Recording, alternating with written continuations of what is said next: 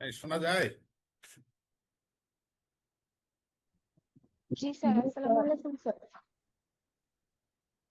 আচ্ছা, তাহলে শোনো, তাহলে তোমাদের পরীক্ষাটা 11 তারিখে মোটামুটি ধরে রাখা হতে পারে। এখন সেক্ষেত্রে ম্যাডাম যদি ইয়া না করে, চেঞ্জ না করে বা কি বলে, সে অনুসারে আমি ইয়া করবো। আর এই আর হচ্ছে তোমাদের যেগুলো টপিকস আছে সেগুলো ক্লাস সামনের সপ্তাহ থেকে একটু নিয়ে শেষ করে দিতে চাই। আর যদি যাওয়া পরে কখনো, তাহলে ওই ফিজিক্যালি কিছু জিনিস আলোচনা করবো। তা আপাতত যেহেতু পরীক্ষা চলতেছে, পরীক্ষার প্রস্তুতি নাও, সামনের সপ্তাহে আবার নিবো আর কি। পরীক্ষাটা শেষ হয়ে যায়, তখন বাদ বাকি ক্লাসগুলো, এখন ওই সার্টিফিকেট বা সাউন্ডনেস সার্টিফিকেট এগুলো আছে, ওগুলো আশা করা যায় শেষ হয়ে যাবে। আর তোমাদেরকে বলছিলাম যে ওই আমি না হলে ওই আমার কাছে যে বইটা আছে, ওই বইয়ের যে সাউন্ডনেসের যে সার্টিফিকেট লেখার যে সিস্টেমটা, ওটা আমি তোমাদেরকে ছবি তুলে তুলে পাঠিয়ে দেবো হোয়াটসঅ্যাপে। ওগুলো একটু দেখে মুখস্থ রাখবা, আর ওগুলো মুখস্থ করতে হবে আর কি, ডেমোটা। তো যাই হোক, তোমাদের রেডিওলজি এবং এগুলো থেকে যেগুলো পড়ানো হয়েছে ওর মধ্যে থেকেই থাকবে। তো তবে তোমরা একটু যেমন ওই যে প্রথমে যেগুলো পড়ানো হয়েছিল, যে স্কোপ অ্যাট লিমিটেশন, এগুলো অবশ্যই পড়বা। কারণ আমাদের তো রেডিওলজির গুরুত্ব অপরিসীম, যেটা আমি আলোচনা করেছিলাম, কিন্তু কিছু লিমিটেশন আছে। যে আমাদের অ্যানিমেল গুলো বড়, সেক্ষেত্রে সে তাদেরকে কন্ট্রোল করে সঠিক পজিশনে নিয়ে যাওয়া, এগুলো কিন্তু বেশ কিছু লিমিটেশন আছে, এগুলো পড়বা। তারপরে হচ্ছে তোমাদের রেডিওগ্রাফি, রেডিওগ্রাফ অ্যানালাইসিস করার জন্য দেখবা যে তোমাদের আমি যে শিটটা দিয়েছিলাম, সেখানে সিস্টেমিক অ্যাপ্রোচ আছে। যেমন ওখানে দুই ধরনের অ্যাপ্রোচ আছে, একটা ABCDEFG এরকম একটা মেথড আছে, আর একটা ABCD এরকম একটা মেথড আছে। তা ওগুলো আর কি কিভাবে অ্যানালাইসিস করবে একটা রেডিওগ্রাফ, সেই জিনিসটা তোমরা একটু ভালো করে দেখে নিবা। তারপরে আমাদের রেডিও থেরাপি নিয়ে পড়ছি। আমাদের রেডিও থেরাপি গুলো আমাদের এই ভেটেনারি ফিল্ডে এই মানে কি কি অ্যাপ্লিকেশন আছে, এগুলো পড়বা। তারপরে তোমাদের রেডিওলজিক্যাল হ্যাজার্ড, কিভাবে রেডিওলজি হ্যাজার্ড গুলো প্রডিউস হয়, তোমাদের আমি ওই বইয়ে আছে, দেখবা যে হ্যাজার্ডের একটা ফ্লো চার্ট আকারে দেওয়া আছে, সেটা মুখস্থ করার চেষ্টা করবা। তারপরে লেমনেস, লেমনেস থেকে তোমার ওই যে গ্রেডিং, লেমনেসের যে গ্রেডিং বইয়ে আছে দেখবা, সেই সেই জিনিসটা ভালো করে করে নিবা। এছাড়াও তোমার রেডিওগ্রাফ কিভাবে প্রসেসিং করা যায়, কোন কি কি সলিউশন ব্যবহার করা হয়, কিভাবে প্রসেসিং করা হয়, এই জিনিসগুলো একটু তোমাকে করে নিতে হবে। তারপরে লেমনেস থেকে আরো যেরকম বিভিন্ন ধরনের নেভিকুলার ডিজিজ সহ অন্যান্য যে আরো আছে, যে কি কি কারণে লেমনেস হতে পারে কাগজগুলো, এবং তার ডায়াগনোসিস ট্রিটমেন্ট কিভাবে করব, সেটি তোমাকে ইয়া করতে হবে। এই মোটামুটি ক্লাস টেস্ট এর ইয়া থাকবে, হয়তো বা চার পাঁচটা হয়তো প্রশ্ন থাকবে, চারটে অ্যান্সার দিতে হবে আর কি। এই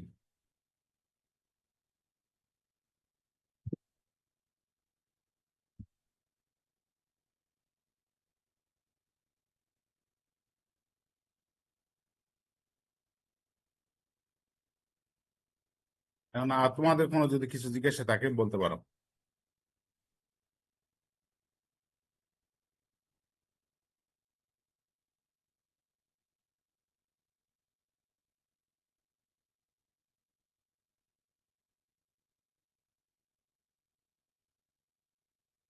তার রেডিওগ্রাফির জন্য অ্যানিমেল প্রিপারেশনটাও একটু দেখবে আর কি, করবে কিভাবে অ্যানিমেল প্রস্তুত করতে হয়, আর রেডিওগ্রাফ প্রসেসিং, এগুলো মেকানিজম। স্যার, এগুলো সবই তো ব্রড প্রশ্ন আকারে আসবে, তাই না? হ্যাঁ, ওই তো মনে করো 5টা থেকে 4টা থাকবে, এক একটা হয়তো 5 নাম্বার করে, এরকম। জি স্যার। স্যার, তাহলে আপনি কি প্রশ্ন পাঠিয়ে দিবেন ম্যামের কাছে? না, হ্যাঁ, কিছু একটা করবো আর কি। আমিও যেতে পারি। তোমাদের তো 11 তারিখে পরীক্ষা, কিন্তু 11 তারিখে তো আমাদের এখানে বন্ধ আছে, বৌদ্ধ পূর্ণিমা। দেখি তোমার ম্যাডাম সাথে আলাপ করবো, তো এখনো তো সময় আছে, কি করা যায় ফেস করবো। জি স্যার স্যার। হ্যাঁ, বলো। স্যার ওই ক্লাস টেস্টের জন্য আগে যে কিছু টপিক দিছিলেন, ওইগুলার পাশাপাশি কি এগুলা দেখা লাগবে, না ওই আগে যেগুলা বলছিলেন শুধু ওইগুলাই ক্লাস টেস্টের জন্য? মানে বুঝলাম না, আগে কি বলছিলাম। স্যার স্যার আগে কিছু কিছু টপিক দিছিলেন, ওই 1 থেকে 5 আর 16 থেকে 20 এমন সিলেবাস ধরে আর কি। মানে এইগুলোর ভিতরে না, এই আমি তো স্যার যেগুলো ওই তো সিলেবাসে যেগুলো আছে ওই ক্লাস টেস্টের আগ পর্যন্ত যেভাবে দেওয়া আছে ওগুলোর মধ্যেই থাকবে। আর তোমাদের আমি তো শর্ট আকারে যেগুলো গুরুত্বপূর্ণ সেগুলো বললাম টপিকস। আচ্ছা স্যার, ঠিক আছে স্যার। মানে তখন যেগুলো পড়ানো হয়েছে ওর মধ্যে থেকেই, এখন যেগুলো বললাম ওর কি বাইরে গেছে কোনোটা? তো তো পড়ানোর মধ্যেই। জি স্যার।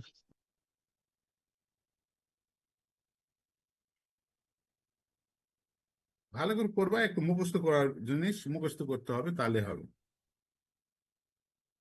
আর ওই যে রেডিওলজি যে বই, ইয়াটা আরেকটা কি যেন, ওই যে সাউন্ডনেস এর বইটা তোমরা সংগ্রহ কি করতে পারছো কারো কাছ থেকে? আরেকটা যে বলছিলাম সাউন্ডনেস এর জন্য, না স্যার,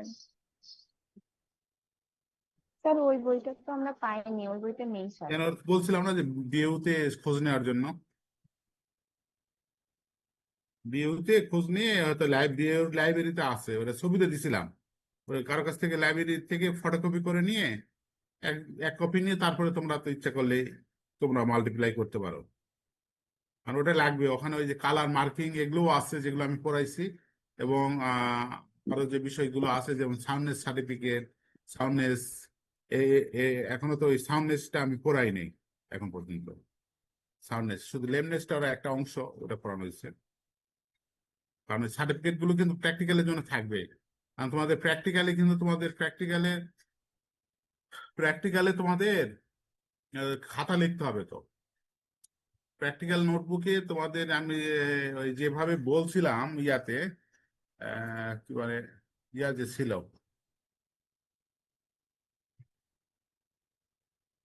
ওই শিডিউল যে, ওখানে খেয়াল করছো কিনা, ওখানে প্র্যাকটিক্যালের শিডিউল ছিল না? আছে। তো তোমাদের প্র্যাকটিক্যাল নোটবুকটা লিখতে হবে, যেহেতু প্র্যাকটিক্যাল নোটবুকে তোমাদের নাম্বার আছে। আর তোমাদের এটা কি অবস্থা অ্যাসাইনমেন্ট? স্যার অ্যাসাইনমেন্ট রেডি করা হয়ে গেছে, আপনি জিপ ফাইল করতে বলছিলেন, ওটা করে ফেলছি, হ্যাঁ, তাহলে আপনাকে তোমাদের সেন্ড করে সফট দিব। কপিটা পাঠিয়ে দিও, আমি চেক করে দেখবো। জি স্যার। সফট কপি পাঠিয়ে দিবা, সব ওয়ার্ড ফাইল পাঠিয়ে দিবা, আমি ভালো করে চেক করে দেখবো যে তোমার কোথা থেকে কপি করছো কিনা। কপি করলে নাম্বার কমে যাবে, যারা নিজে জি থেকে স্যার। লিখবা নাম্বার বেশি হবে।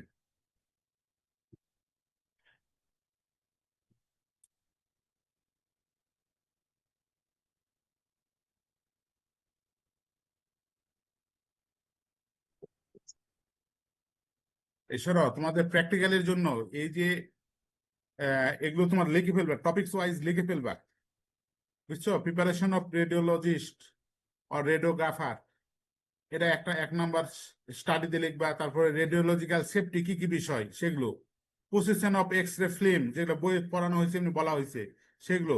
আর একটা ক্যাসেটের অনলাইনে সার্চতে দেখবা, একটা ক্যাসেটের ক্রস সেকশন করলে কি কি পার্ট থাকে সেটা দিবা, এটা ক্যাসেট। তারপরে এক্স রে মেশিন, একটা এক্স রে মেশিনে কি কি পার্টস থাকে এটা বইও আছে। তারপরে একটা এক্স রে ফিল্ম কিভাবে ইন্টারপ্রিটেশন করা যায় সেই বিষয়গুলো, কি দেখে কিভাবে বুঝবো। তারপরে আল্ট্রাসাউন্ড মেশিনের একটা ছবি দিয়ে তার ডেমনস্ট্রেশন বলতে কি কি অংশ থাকে সেগুলো, এভাবে। তারপরে ইন্টারপ্রিটেশন অফ আল্ট্রাসাউন্ড ইমেজ সেগুলো।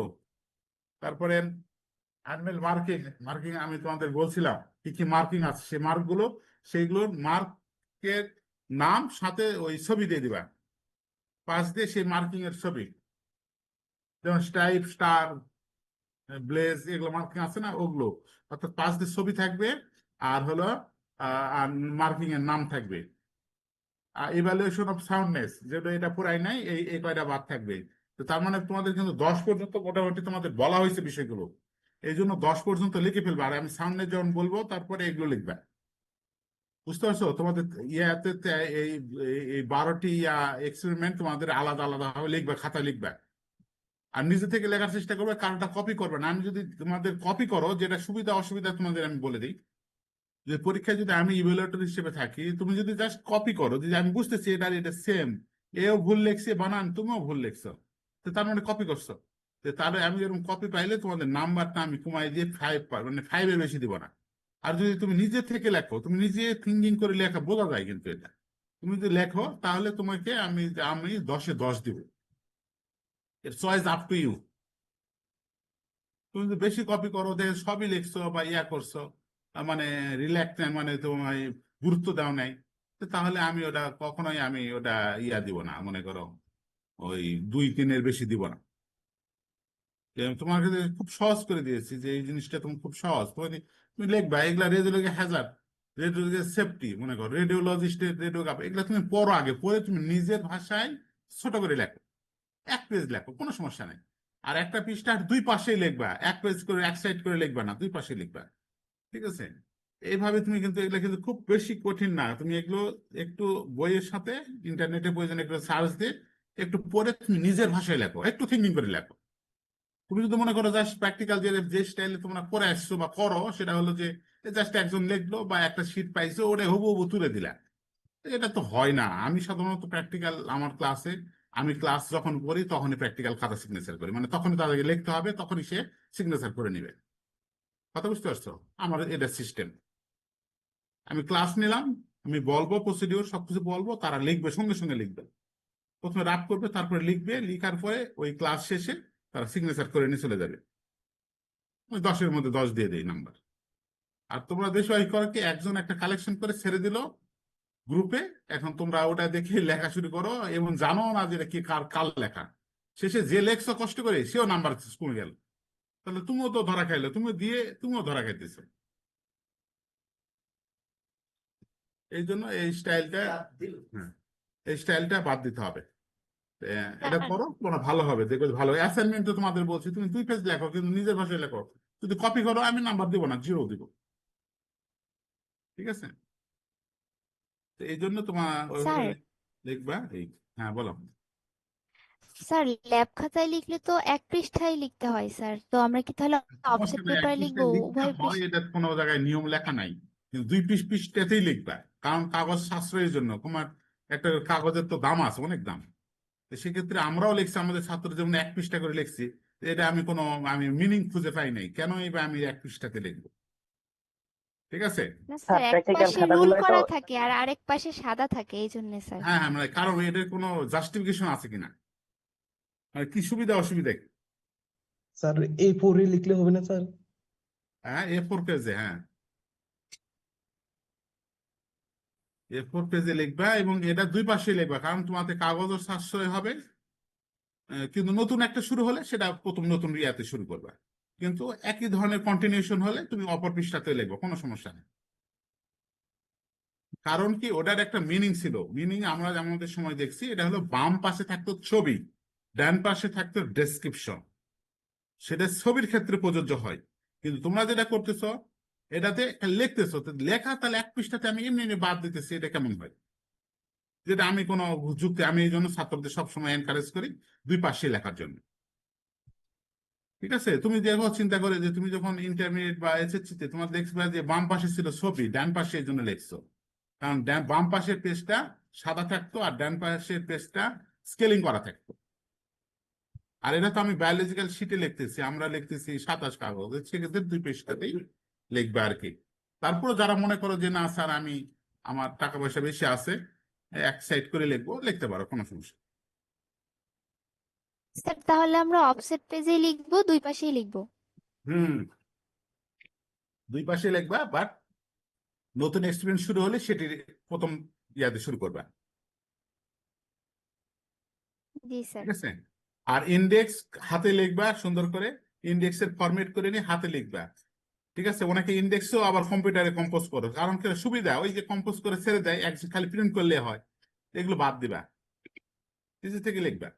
তারা ভালো নাম্বার প্রত্যাশী, আর তারা মনে করো যে ভালো নাম্বার প্রত্যাশী না, স্যার যা দেন দেন, তারা ওইভাবে দিবা, সমস্যা নাই, তার নাম্বারিংটাও সেই রকমই হবে।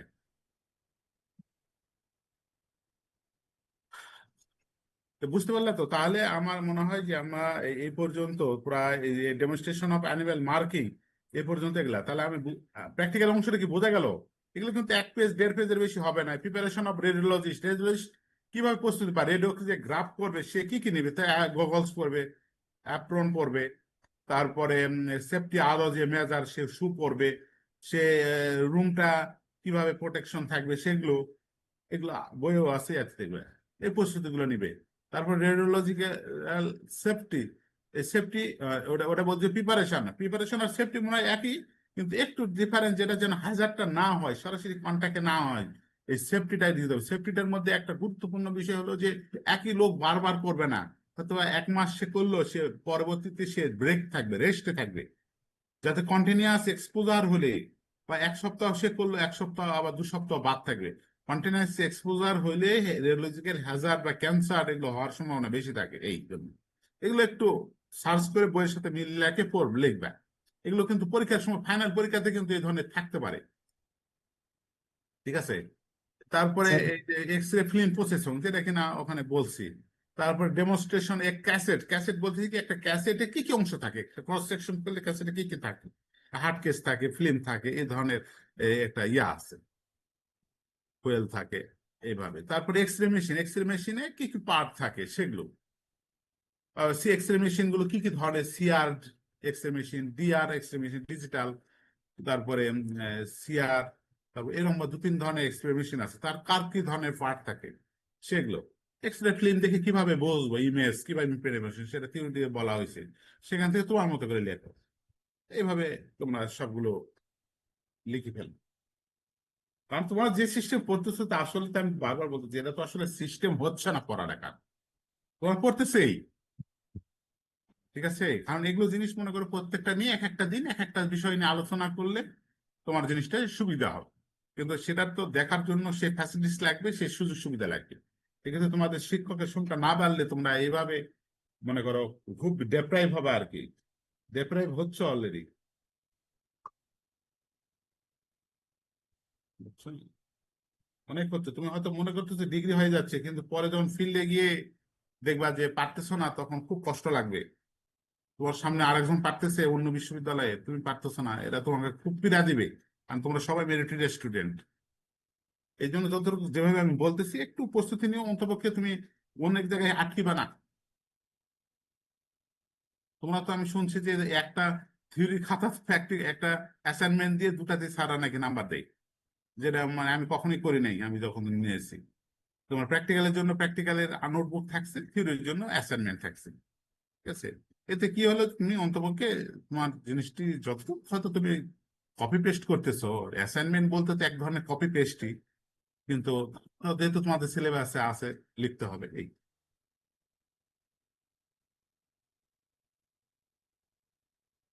এই জন্য তোমরা, যেহেতু তোমাদের সুযোগ কম, এই জন্য নিজে থেকে শেখার চেষ্টা করো। তোমরা নিজেরাও যদি এর মধ্যে ফাঁকি দিয়ে দাও, তাহলে তোমরা নিজেরাই ফাঁকিতে পড়ে গেছো বা পড়ে যাবা। এই জন্য তোমাদের শুধু সুযোগ সুবিধা কম, তোমাকে পড়তে হবে বেশি, পরিশ্রম করতে হবে বেশি। যেহেতু কম্পিটিটিভ, তুমি বিভিন্ন জায়গায় জবের জন্য কম্পিটিশন করবা। তুমি একটা প্রাইভেট জবের জন্য কোনো কিছুই না, কিন্তু তুমি যখন একটা ভালো জবের জন্য যাবা, তখন কিন্তু অনেক ক্ষেত্রে ধরা খাবা। কারো কোনো প্রশ্ন আছে কিনা আর?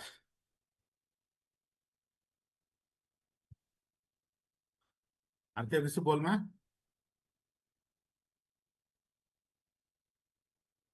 আচ্ছা, যদি না থাকে তাহলে আমরা শেষ করব। তাহলে তোমাদের প্র্যাকটিক্যাল, তাহলে দুটি বিষয়, যে তোমাদের প্র্যাকটিক্যাল নোটবুকটা পাশাপাশি লিখে ফেলবা। অ্যাসাইনমেন্ট যেহেতু লিখে ফেলছো, অ্যাসাইনমেন্টের সব কপিটা আমার কাছে দিবা, আমি ওটা একটা ইভ্যালুয়েশন করে রাখবো। গিয়ে আমি ওখানে যখন নিব, হার্ড কপি জমা নিব, হার্ড কপিতে নাম্বার দিয়ে আসবো। আর হচ্ছে প্র্যাকটিক্যাল নোটবুকটা যখনই যাব সিগনেচার করব। অবশ্যই আমি যেই ডেটে যাব তার আগে অবশ্যই এগুলো কমপ্লিট করবার লেখা, আমি সেখানে সিগনেচার করে দেবো। আর একটি বিষয়, সেটি হচ্ছে পরীক্ষা ওইভাবে প্রস্তুতি নাও, পরীক্ষার দিন পরীক্ষা হবে আশা করা যায়। সেটা আমি গিয়ে হোক, আর অথবা ওখান থেকে তোমাদের ম্যাডামরা নিয়ে হোক, যে কোনো ভাবে হবে।